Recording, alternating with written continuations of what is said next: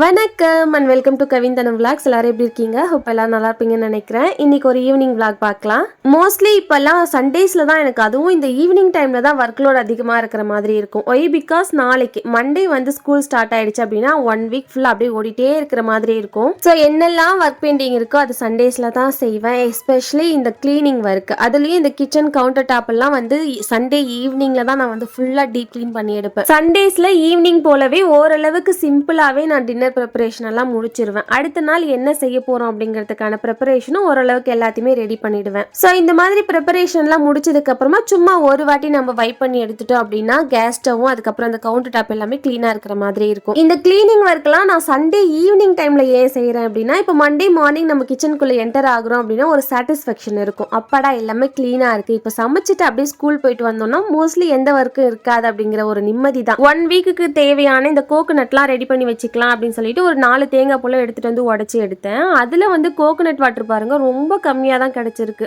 எடுத்த 4 தேங்காயில 2 தேங்காயில தான் தண்ணி இருந்தது. 2 தேங்காயில ஃபுல்லா ட்ரை ஆயிட்டு இருந்தது. அந்த 2 தேங்காயில தண்ணி இருந்ததுமே கொஞ்சம் தான் இருந்துச்சு. இவ்வளோ பல்கா நான் ஏன் ரெடி பண்ணிடுறேன் அப்படின்னா, இந்த தேங்காவை உடைச்சு அதை கிளீன் பண்ணி எடுத்து நம்ம அரைச்சி எடுக்கிறதுக்குள்ள ஒரு பாடு ஆயிடுது. அதனாலதான் டைம் இருக்கும் போது நம்ம இந்த மாதிரி ப்ரிப்பேர் பண்ணி வச்சுக்கிட்டோம் அப்படின்னா ஹரிபரியா நம்ம கிளம்பிட்டு இருக்கும் போது இந்த மாதிரி ஒர்க்லாம் இருந்துச்சு அப்படின்னா கண்டிப்பா இன்னும் கொஞ்சம் டென்ஷன் இன்க்ரீஸ் ஆகும். ஸோ அதெல்லாம் நம்ம கம்மி பண்ணிக்கணும் அப்படின்னா முன்னாடியே டைம் இருக்கும்போது இதெல்லாம் செஞ்சு வச்சுக்கலாம். ஒரு வழியா எல்லாத்தையும் அந்த ஷெல்லில் இருந்து ரிமூவ் பண்ணிட்டேன். இப்போ வந்து கொஞ்சம் குட்டி குட்டி பீஸாக கட் பண்ணி எடுத்து அதை வந்து வாஷ் பண்ணி ஒரு பாக்ஸில் போட்டு வச்சுக்கிட்டோம் அப்படின்னா 1 வீக் அப்படி இல்லைன்னா 1.5 வீக் எனக்கு வந்து தாராளமாக சரியாக இருக்கும். வாஷ் பண்ண உடனே ஒரு பாக்ஸில் போட்டு மூடி போட்டு எடுத்து போய் ஃப்ரிட்ஜில் வச்சிடாதீங்க. கொஞ்ச நேரம் ட்ரை பண்ணி அதுக்கப்புறமா ஒரு பாக்ஸில் போட்டு க்ளோஸ் பண்ணி ஃப்ரிட்ஜில் வச்சு யூஸ் பண்ணுங்க. நைட்டு டின்னருக்கு வந்து ரசம் சாதம் அதோட கொஞ்சமாக பாஸ்தாவும் ரெடி பண்ணியிருந்தேன். பாஸ்தா வந்து நல்ல காரசாரமாக செஞ்சுருந்தேன். ஏன்னா வெளியே அவ்வளோ மழை, ரொம்ப சில் கிளைமேட்டாக இருந்ததா, சுட சுட நல்லா காரமாக சாப்பிடணும் போல இருந்தது. ஸோ செஞ்சு முடிச்சிட்டேன்.